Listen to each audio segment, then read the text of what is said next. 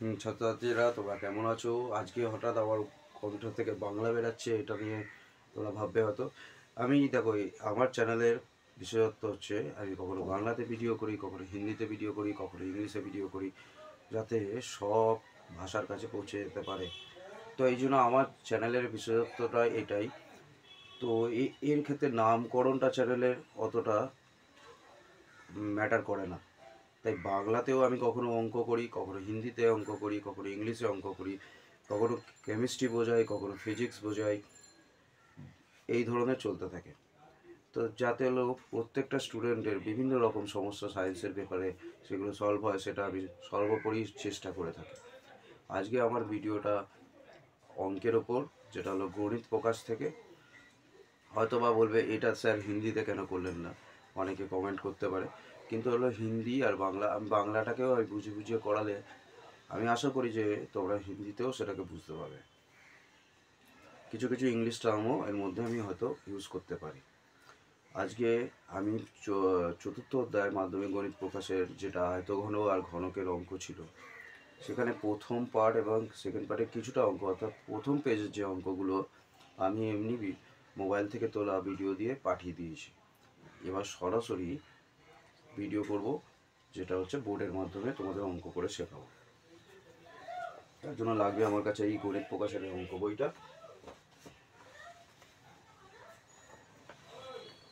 আর ক্যালকুলেশনের সুবিধার জন্য আমি রেখেছি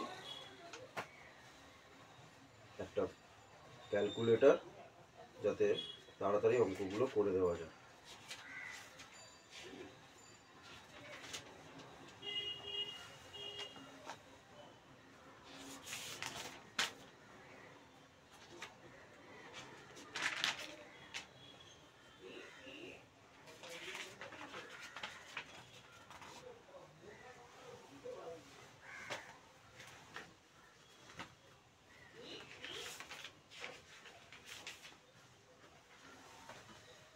আমি এখন করব হচ্ছে 15 নম্বর অঙ্ক থেকে।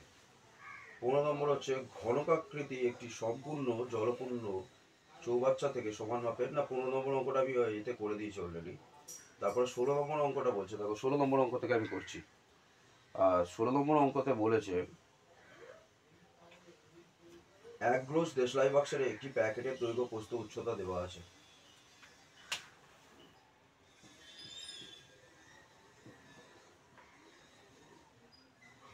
চ্যাপ্টার 4।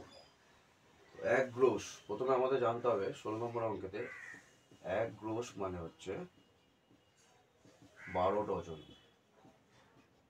বইতে ব্র্যাকেটের মধ্যে এটা দেওয়াও আছে। তাহলে মোট দেশলাই বাক্স কতগুলো হলো?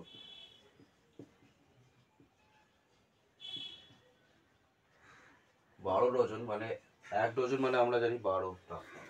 তাহলে 12 ইন্টু 12, 144 পিস এক গ্রোস দেশলাই বাক্স হলো। এবার বলে দিয়েছে এখানে কোশ্চেনে এক গ্রোস দেশলাই বাক্সের একটি প্যাকেটের দৈর্ঘ্য প্রস্থ উচ্চতা দেওয়া আছে। তো একটি প্যাকেটের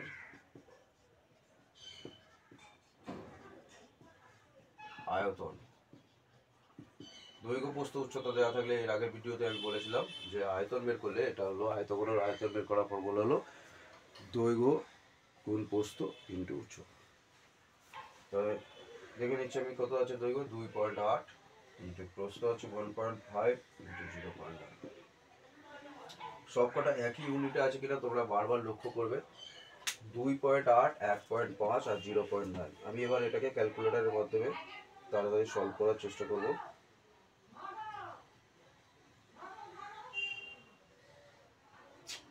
সরি, ক্যালকুলেটরের অপশনটা, হ্যাঁ ঠিক আছে। 2.8 ইন্টু 1.5 ইন্টু 0.9, অর্থাৎ এখানে আসলো কত, 3.78 ডেসিমিটার কিউব। ইংরাজিতে ইউনিটটা লিখলাম, তাতে কোনো অসুবিধা নেই। কিন্তু যদি এবার বলেছে একটি দেশলাই বাক্সের আয়তন কত হবে জানতে হবে, গেলাম এটা। এবার বলেছিল একটি দেশলাই বাক্সের আয়তন। এবার কিন্তু যদি দেশলাই বাক্সের দৈর্ঘ্য 5 সেমি, 3.5 সেমি হয়, তবে তার উচ্চতা কত হবে?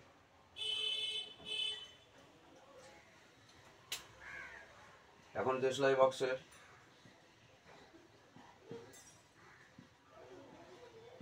দৈর্ঘ্য কত বলেছে? 5 সেমি, 5 সেন্টিমিটার।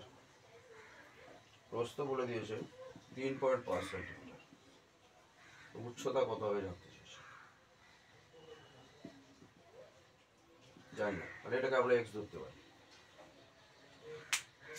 এবার একটা কথা, প্যাকেটটা যেটা ছিল, এক গ্রোস দেশলাই বাক্সের একটি প্যাকেট, এক গ্রোস দেশলাই বাক্সের একটি প্যাকেট, প্যাকেটের মধ্যে ব্যাপারটা হলো আমাদের ক্যালকুলেট করতে হবে। তাহলে আমরা এইখানে পর্যন্ত এসেছি যে এখানে 144টা বাক্স আমরা বের করেছি, দেশলাই বাক্স। মোট দেশলাই বাক্স কটা? 144টা বের করেছি। দেশলাই বাক্সের দৈর্ঘ্য প্রস্থ দেওয়া আছে, উচ্চতারাও দেওয়া আছে। সেখান থেকে আমরা দেশলাই বাক্সের আয়তন বের করেছি। ডেসিমিটার কিউব থেকে যদি আমরা এখানে সেন্টিমিটার কিউবে নিয়ে যাই, অর্থাৎ 1 ডেসিমিটার মানে কত হয়? এখানে দিচ্ছি 1 ডেসিমিটার মানে হয় 10 সেন্টিমিটার। কারণ এইগুলোতে সেন্টিমিটারে দেওয়া আছে, এক একটা দেশলাই বাক্স সেন্টিমিটারে দেওয়া আছে। তো তাহলে 1 ডেসিমিটার যদি 10 সেন্টিমিটার হয়, তাহলে ডেসিমিটার কিউব মানে এর সাথে 3.78 এর সাথে 10 ইন্টু 10 ইন্টু 10। এবার তোমরা জিজ্ঞেস করবে 3 বার কেন 10 মিটার? কারণ একটা ডেসিমিটার থেকে একটা সেন্টিমিটার এরকম করে করে 3 বার রূপান্তরিত হয়েছে। 378 আমরা কি করবো? পরস্পর 3খানা জিরো লিখে দিয়েছি। দেখো, এবার পয়েন্টের পরে দুটো নম্বর আছে, তাহলে এখানে পয়েন্ট লিখে কেটে দিলাম। তাহলে 3780 সেন্টিমিটার কিউব আসলো। 3780 সেন্টিমিটার কিউব দেশলাই বাক্সের আয়তন আসলো। একটি দেশলাই বাক্সের আয়তন আমরা দৈর্ঘ্য প্রস্থ দেওয়া আছে, উচ্চতাটা জানি না, সেই ক্ষেত্রে আমরা ব্যবহার করছি। তাহলে হলো প্রশ্নানুসারে 5 ইন্টু 3.5 ইন্টু এক্স। আর কতগুলো দেশলাই বাক্স ছিল? টোটাল 144টা, ইকুয়ালস টু 3780। ব্যাপারটা ক্লিয়ার হয়েছে? 144টা আমরা প্রথমে বের করেছি। 1 গ্রোস মানে 12 ডজন, তাহলে 1 ডজনে 12টা পিস থাকে, তাহলে 12 ইন্টু 12 করে 144টা দেশলাই বাক্স। এবার হলো একটা দেশলাই বাক্সের দৈর্ঘ্য প্রস্থ দেওয়া আছে, উচ্চতাটা জানি না, সেই জন্য সেখানে আমরা কি করেছি? এক্স ধরেছি। এবার আমি এটা শর্টকাট ক্যালকুলেশন করে দেখে নিচ্ছি। 3780 তলায় আমি এগুলোকে গুণ করে নিয়েছি ক্যালকুলেটারে। ক্যালকুলেটারে গুণ করার পর এসেছে আমার কাছে 2.2520। ওটাকে নিচে যাবে, কারণ এটা ক্রস মাল্টিপ্লাই হয়ে নিচে গেল। তো উত্তর আসলো কত? 1.5। 1.5 কি? সেন্টিমিটার। 1.5 সেন্টিমিটার হলো তাহলে দেশলাই বাক্সের উচ্চতা, একটি দেশলাই বাক্সের উচ্চতা 1.5 সেন্টিমিটার। দেখো, অঙ্কটা ক্লিয়ার হলো। এবার আমি অঙ্কটাকে তোমরা ঠিকমতোভাবে টুকে নেবে, ভিডিওটা পজ করতে পারলে ভালো হয়।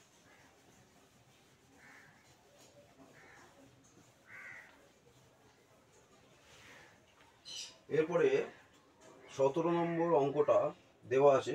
2.1 মিটার দীর্ঘ, 1.5 মিটার প্রশস্ত একটি আয়তঘনাকার চৌবাচ্চা আছে, অর্ধেক জলপূর্ণ আছে। অর্ধেক জলপূর্ণ আছে মানে পুরো চৌবাচ্চাটা জলপূর্ণ নেই। ওই চৌবাচ্চার আয়ত্ত আরো 630 লিটার যদি জল ঢাললো, তাহলে মানে বলছে গভীরতাটা কত বৃদ্ধি পাবে।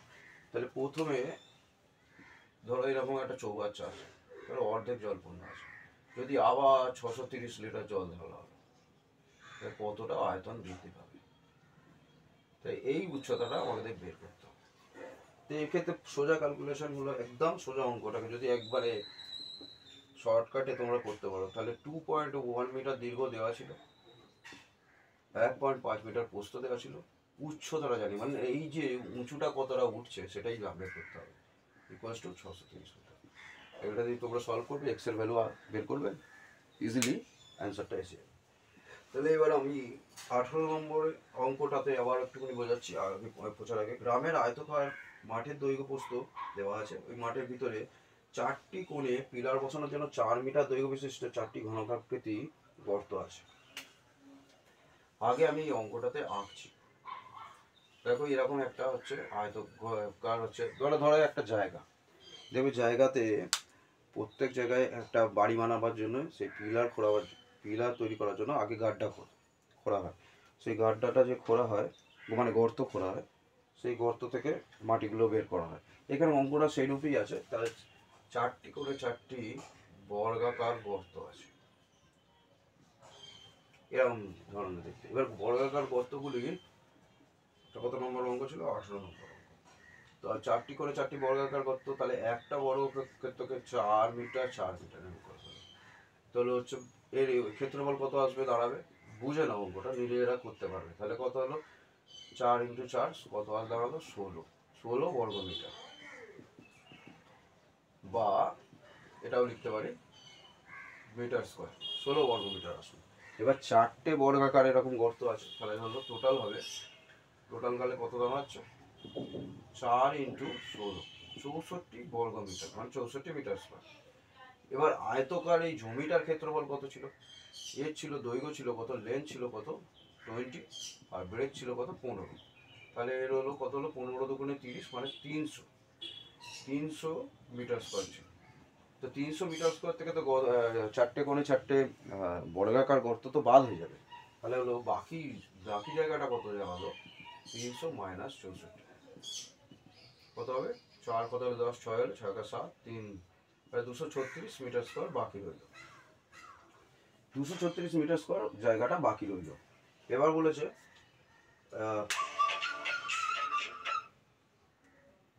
কি হলো? 236 মিটার স্কোয়ার জায়গাটা বাকি রইল।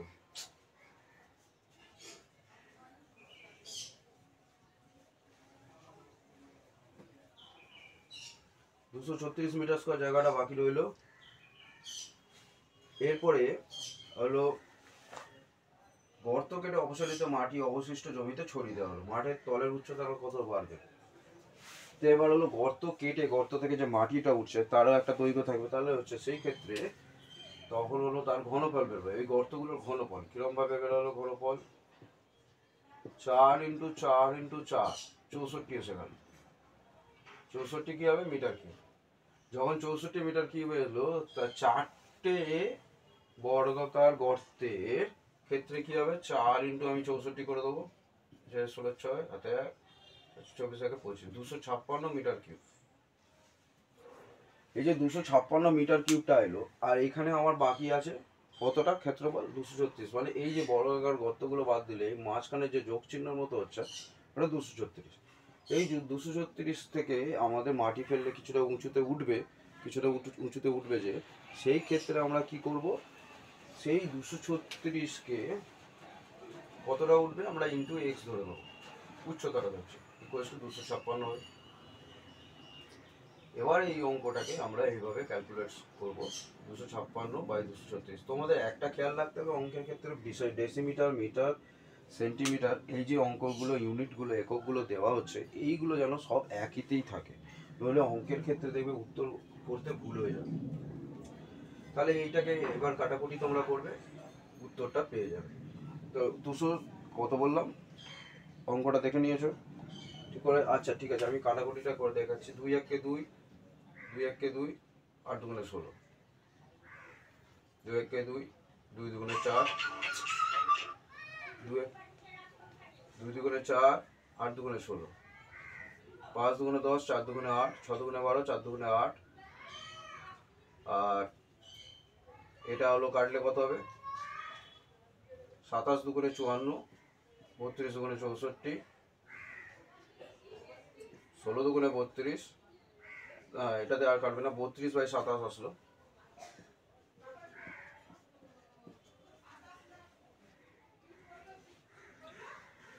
32/27 আসলো।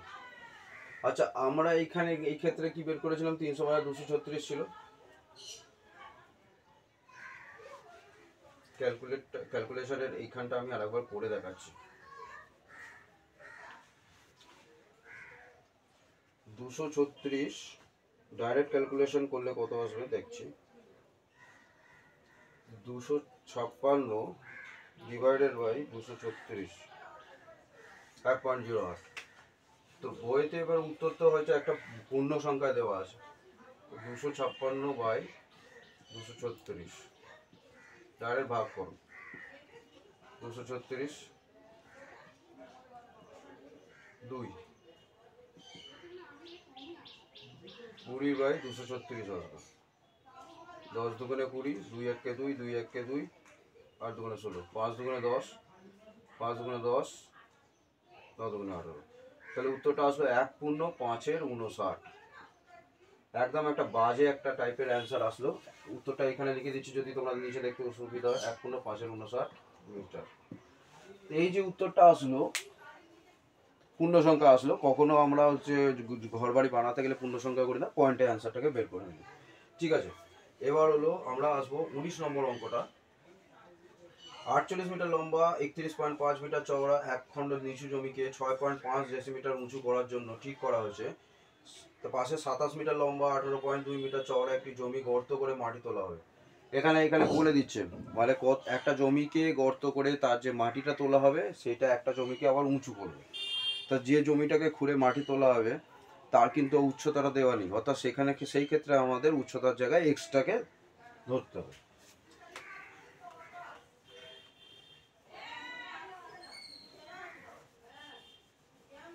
আমি এই অঙ্কগুলো মুছে দিলাম। এবার হচ্ছে যে 19 নম্বর অঙ্কটা কি কি দেওয়া আছে। 19 নম্বর অঙ্কটা দৈর্ঘ্য দেওয়া আছে কত, 31.5, প্রস্থ দেওয়া আছে 6.5, আর উচ্চতা দেওয়া আছে কত, 6.5। এবার দেখো 6.5টা কিন্তু ডেসিমিটারে দেওয়া আছে, এগুলো মিটারে দেওয়া আছে। এখানে হচ্ছে অঙ্কের জ্ঞানাকর, তাহলে হলো মিটার, আর বাকি যে পরের ক্ষেত্রে যেটা বলেছিল ওগুলোও মিটারে দেওয়া আছে। তাহলে আমি এই ডেসিমিটারকে যদি একবারে মিটারে নিয়ে যাই তাহলে কি দাঁড়াবে, 31.5 ইন্টু 6.5 ইন্টু 0.65। কী করে হলো, কারণ মিটার, ডেসিমিটার, সেন্টিমিটার, এরকম মিলিমিটার এরকম আছে, তাহলে তো মিটারের পরে ডেসিমিটার আছে, তার ডেসিমিটার থেকে মিটারে নিয়ে যেতে গেলে 10 দিয়ে ভাগ হয়। তো এই হলো দাঁড়ালো, এইটাকে তোমরা করবে, এত কি দাঁড়ালো এটা, এত মিটার কিউব। এবার যে জায়গাটাকে খুঁড়ে আমরা মাটিটাকে চাপাবো তার হচ্ছে ক্ষেত্রে 27 মিটার লম্বা, 18.2 মিটার চওড়া, আর উচ্চতাটা জানি না, এইটা ইকুয়ালস টু এটা করে দেবে। যেই এক্স এর মানটা আসবে সেটাতেই হচ্ছে গর্তটাই, মানে মাটি যে গর্তটা কতটা গভীর ছিল সেটা বোঝা যাবে, তাহলে কতটা মাটিটা উঠেছে সেই মাটিটাই চারিয়ে দেওয়া হয়েছে আয়তকার জমিতে। ঠিক আছে, 19 নম্বর অঙ্কটাকে এইভাবে হলো। এবার 20 নম্বর অঙ্কটা, 20 নম্বর অঙ্কটাতে বাড়ির 3টি কেরোসিন তেলের ড্রামে 800 লিটার, 725 লিটার এবং 575 লিটার কেরোসিন আছে। 3টে ড্রাম, 800 কি কি আছে, 800 আছে, 725 আছে, আর 575 আছে। তিনটাকে যোগ করলে 2100 লিটার আসে। 2100 লিটার কেরোসিন, মানে একটা আয়তকার পাত্রের মধ্যে ওটাকে ঢালা হবে বলছে। এবার ঢাললে বলেছে যে পাত্রের গভীরতা বলে দিয়েছে কত, গভীরতাটা কত বলে দিয়েছে, 7 ডেসিমিটার। দেখো অঙ্ক বুঝলে সেটাকে নিজের ভাষায় লিখে করতে পারবে, কিন্তু না বুঝলে কিছুই করা যাবে না, সেক্ষেত্রে ভুল হতে পারে পরের ক্যালকুলেশন করতে। তো গভীরতা বলে দিয়েছে 7 ডেসিমিটার। এখানে এবার পরে বলছে আয়তকার যে পাত্রটা আছে তার দৈর্ঘ্য আর প্রস্থর অনুপাত দিয়ে দিয়েছে, তার দৈর্ঘ্য ইস্টু প্রস্থ দিয়ে দিয়েছে কত, 4:3। মানে আমরা এটাকে ধরতে পারি, ধরি কত, 4x এবং 3x। এক্ষেত্রে কিন্তু উচ্চতাটা দেওয়া আছে কত, 7 ডেসিমিটার আছে। ঠিক আছে, আচ্ছা এবার ওটা লিটারে আছে। যদি আমরা এই অঙ্কটাকে ডেসিমিটার আর লিটারের যে কনফিউশনটা আছে সেটাকে ক্লিয়ার করতে চাই, আগে আমরা হচ্ছে নর্মালি গুণ করব। একটা জিনিস মনে রাখবে, খেয়াল রাখবে যে 1 ডেসিমিটার কিউব মানে 1 লিটারই, তাহলে কোনো চেঞ্জ করার কোনো কিছু দরকার নেই আপাতত। তাহলে হলো কি হলো, 4x ইন্টু 3x ইন্টু উচ্চতাটাকে এইচই ধরে দাও, ইকুয়ালস এই না উচ্চটাকে এইচ ধরবে কেন, বলে দিয়েছে গিভেন দেওয়া আছে কত, 7, ইকুয়ালস টু কত, 21। এখান থেকে তোমরা এক্স স্কোয়ার পাবে বাই 2100 ডিভাইডেড বাই আমি এটা ক্যালকুলেটার আগে করে নিয়েছি, 2100 ডিভাইডেড বাই আসবে 84, কারণ 4 3 12 7 12 84। তো এক্স এর স্কোয়ারের ভ্যালু আসবে, এটাকে ক্যালকুলেট করলে 25 আসবে। এক্স এর ভ্যালু কত আসবে? 5। ক্লিয়ার? 5 যে আসলো, 5টা তাহলে কি? 5টা আসলো এক্স এর মান, অর্থাৎ তাহলে এখানে দৈর্ঘ্য কত দাঁড়ালো? 4 × 5 20। প্রস্থ কত দাঁড়ালো? 3 × 5 15। 20 15 আর 7 তো দেওয়াই আছে। তাহলে এবার বলেছে অঙ্কটাতে একটু এক্সট্রা পার্ট দিয়েছে, ওই আয়তকার ঘনকার পাত্রের গভীরতা যদি 5 ডেসিমিটার হতো তাহলে 1620 লিটার কি তেল ঢালা যেত ওতে? তো আমাদের এখন তো আগে আয়তনটা বের করতে হবে। আয়তনের কত দাঁড়ালো? আচ্ছা, তাহলে 20 × 15 × 7, তাহলে কত আসবে? 15 দুগুণে 30 হলো। যখন দেখবে যে অঙ্কটাতে কেটে 0 আসতে পারে সেই নাম্বারটাকে আগে গুণ করবে। 15 দুগুণে 30, 300, 300 সাথে কত আসছে? সেই 2100ই আসছে। 2100 লিটার এটা তো ক্যাপাসিটি ছিল। কিন্তু এই ক্ষেত্রে এখন বলছে 20 15 আর 5, 15 দুগুণে 30, 30 × 5 কত হলো? 150, 150 আর একটা জিরো এখানে ছিল, তাহলে 1500 লিটার। এখন ক্যাপাসিটি বলছে 1500 লিটার। এখন ক্যাপাসিটি বলছে কত? 1500 লিটার। কিন্তু বলছে 1620 লিটার কি তেল ঢালা যাবে? তা 1500 লিটার যদি একটা ট্যাঙ্ক হয় তার মধ্যে 1620 লিটার কি করে তেল ঢালবে? এটা অসম্ভব। তাহলে এটা ক্ষেত্রে হবে না। তো এই 20 নম্বর অঙ্কটা আশা করি বুঝতে পেরেছো। এবার আগে যাচ্ছি।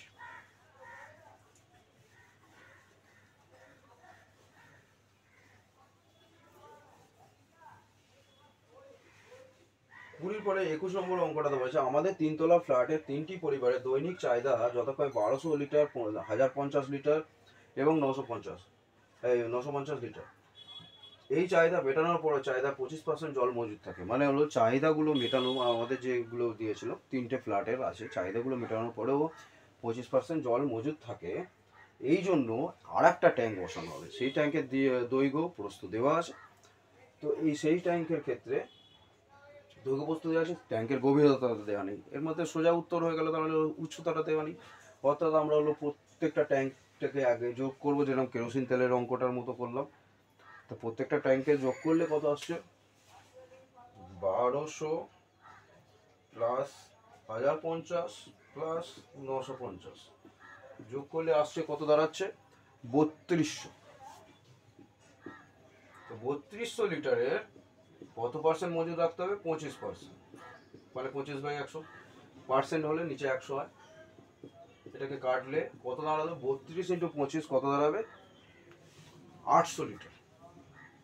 অর্থাৎ 800 লিটার এক্সট্রা মজুদ রাখতে হবে। সেই জন্য 800 লিটার মজুদ রাখার জন্য আমরা আর একটা ট্যাঙ্ক বসাবো, যার উচ্চতাটাকে বের করতে হবে। ঠিক আছে? এবার ট্যাঙ্ক, আরেকটা কথা, ট্যাঙ্কটা যে আছে সেটা হলো 2.5 মিটার দৈর্ঘ্য, 1.6 মিটার প্রস্থ। তো দৈর্ঘ্য আর প্রস্থটা মিটারে দেওয়া আছে। আর 1 মিটার কিউব মানে কত হয়? 1000 লিটার হয়। আগে এই অঙ্কটাতে শিখি, 1 মিটার কিউব মানে 1000 লিটার।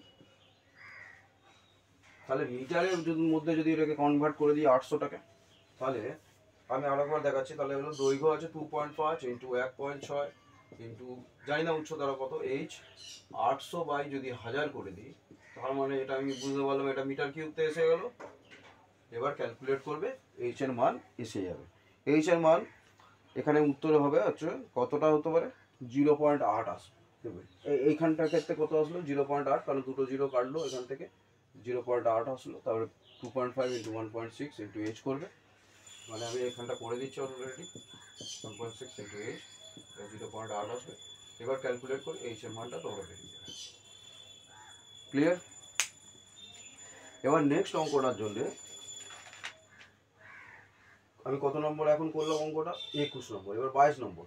5 সেমি পুরো কাঠের তক্তায় তৈরি ঢাকনা সহ একটি কাঠের বাক্সের ওজন 115.5 কেজি, কিন্তু চাল ভর্তি অবস্থায় ওজন 880.5 কেজি। ঠিক চায়ের একটা অঙ্ক ছিল, চায়ের অঙ্কটার মতনই হচ্ছে, যেটা হলো চা বাক্সের ভিতরে দৈর্ঘ্য লাগবে 12 নম্বরের অঙ্কটা মতনই হচ্ছে, কিছু লাগবে।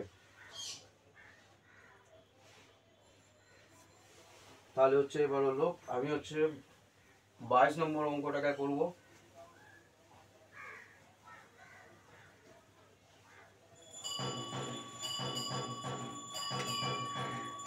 বাইশ নম্বর অঙ্কটার ক্ষেত্রে কি বলেছিল, চাল ভর্তি অবস্থায় ওজন, চাল ভর্তি অবস্থায় ওজন কত ছিল, 880.5 কেজি, কিগ্রা লেখা আছে বাংলায়। এবং বাক্সের ঢাকনা সহ বাক্সের ওজন বলেছিল 115 কেজি। তো বাক্সের ওজন, আচ্ছা এবার একটা কোশ্চেন আছে, বাক্সের মধ্যে চাল ভর্তি অবস্থায় ওজন কিন্তু 880.5, এবার হলো বাক্সের ওজন 115.5 কেজি। তো এটাকে বিয়োগ করলে শুধু চালের ওজন পাবো, চালের ওজন দাঁড়ালো কত, বিয়োগ করলে চালের ওজন কত দাঁড়াবে,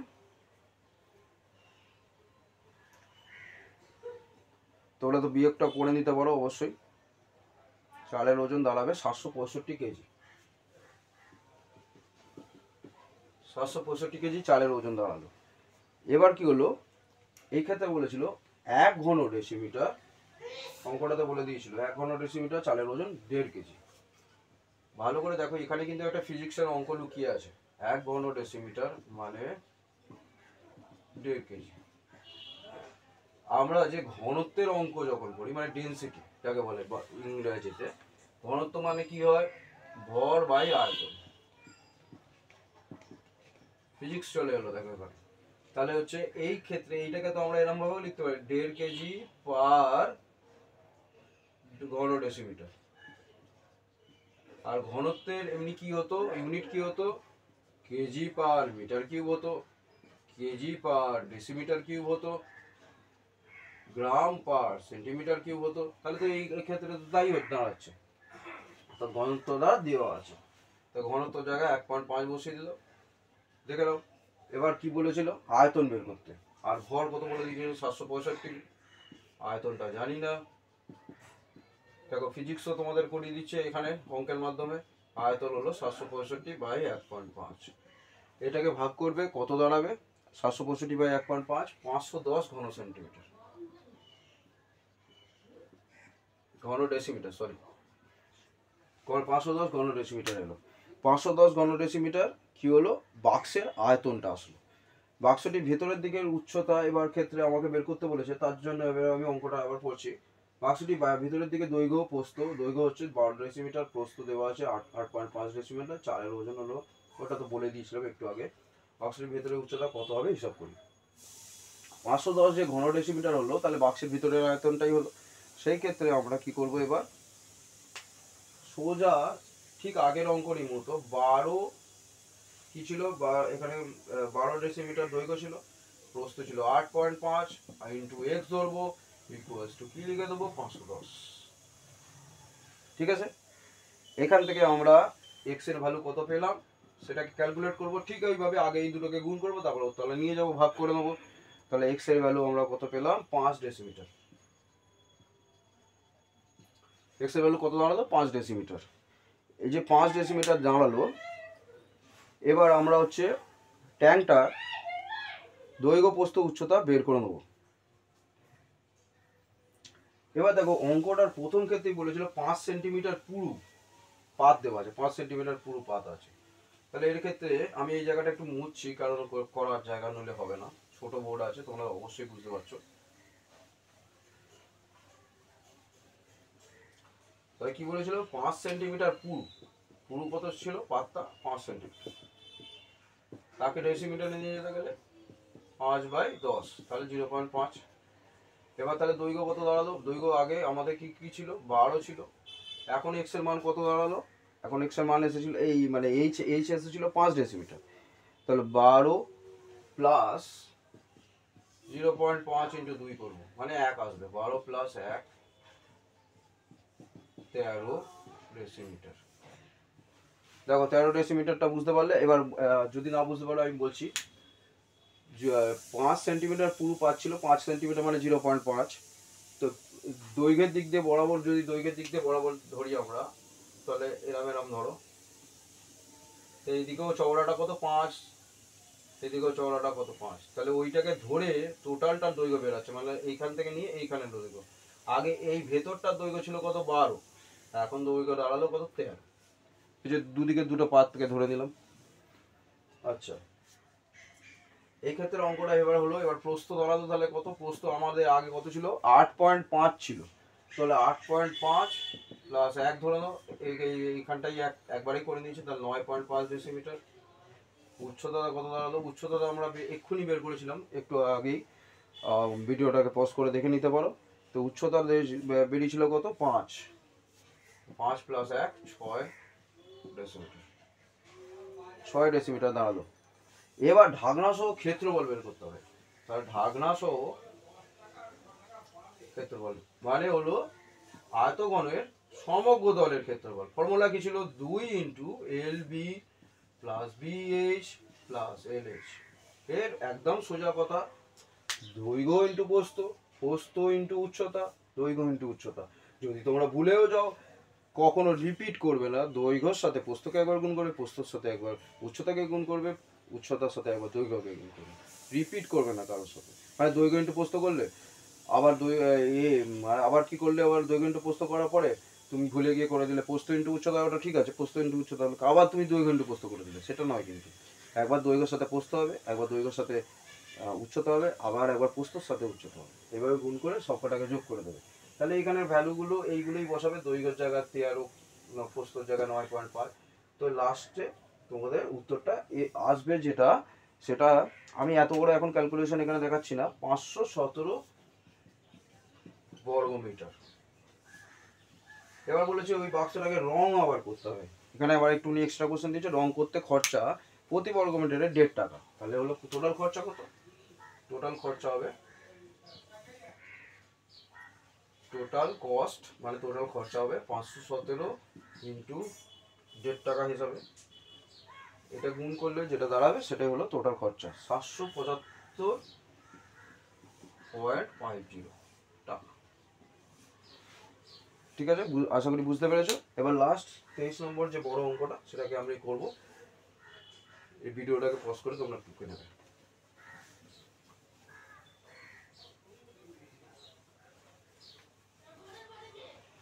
23 নম্বর অঙ্কটা বলছে 20 মিটার দীর্ঘ 18.5 মিটার চওড়া একটি আয়তঘনাকার পুকুরে 3.2 মিটার গভীর জল আছে। মানে গভীর কতটা জল আছে, আয়তঘনাকার আবার পুকুর বলছে, 3.2 মিটার গভীর জল আছে, মানে এতটা গভীর জল আছে, জল আছে। সেই ক্ষেত্রে বলছে ঘন্টায় 160 কিলোমিটার জল সেচ করতে পারলে একটি পাম্প কতক্ষণে পুকুরটির সমস্ত জল সেচ করবে, মানে পুকুরের সমস্ত জলটাকে বাইরে বের করে দেবে। তাহলে আমাদের আগে করণীয় কি, 20 ইন্টু 18.5 ইন্টু 3.2, এই দুটো তিনটাকে গুণ করলাম, দৈর্ঘ্য প্রস্থ উচ্চতা, দৈর্ঘ্য প্রস্থ উচ্চতাকে গুণ করে আমরা পেলাম 1184 মিটার কিউব। 1184 metre cube. আমি একটু আগেই বলেছিলাম 1 মিটার কিউব মানে কত বলেছিলাম, 1000 লিটার হয়। তাই 1184 মিটার কিউব মানে কত হবে, আচ্ছা 1000 লিটার মানে 1 কিলো লিটার, তাহলে ডাইরেক্ট এটা লিখে দিই 1184 কিলো লিটার। এবার 100 বলেছিল, কোশ্চেনটা বলেছিল 160 কিলোমিটার জল সার্চ করতে পারে ঘন্টায়, তো সময় লাগবে কত, 1184 বাই 160, কত সময় লাগলো, এটাকে ভাগ করে 7 পূর্ণ 2/5 ঘন্টা, 7 পূর্ণ 2/5 মানে 7 ঘন্টা, 2/5 ইন্টু 60, 5 12 60, 7 ঘন্টা 24 মিনিট সময় লেগেছে। আচ্ছা, কোনো ক্যালকুলেশন করার জন্য পূর্ণ সংখ্যা রাখবে, কিন্তু উত্তর বের করার জন্য আমাদের ঘন্টা মিনিটে রাখতে হবে। ঠিক আছে, এবার হলো বলছে শেষ পর্যন্ত অঙ্কটাতে বলেছে ওই জল যদি 59.2 মিটার দীর্ঘ 40 মিটার চওড়া একটি আল দেওয়া ধান খেতে ফেলা হয়। মানে এবার আবার দেখো, ধান খেতে ফেলা হচ্ছে, তার ধান খেতে ফেলা হলো, সেই জমিতে জলের গভীরতা কত হবে, মানে কতটা জল বাড়বে। তাই জল বাড়বে, কতটা জল বাড়বে মানে কতটা উচ্চতা বাড়বে, তার মানেই হচ্ছে এইচ বের করতে হবে।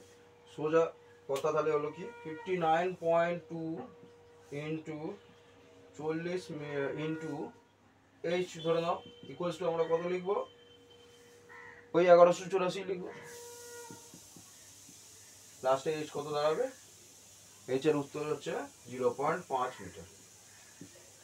তা যে ক্ষেত্রে উচ্চতা, এখানে প্রত্যেকটা অঙ্কের ক্ষেত্রে আমরা বেশিরভাগ ক্ষেত্রে দেখবে গভীরতা মানে উচ্চতাটা, উচ্চতাটা বেশিরভাগ ক্ষেত্রেই বের করতে হচ্ছে। তাই জন্য হচ্ছে অঙ্কের ফর্মুলাটা একই আছে, দৈর্ঘ্য প্রস্থ উচ্চতা, অর্থাৎ আয়তগুলো প্রত্যেকটাই আছে। ঘনকের অঙ্ক কতগুলো ছিল যেটা প্রথম পাতায় ছিল।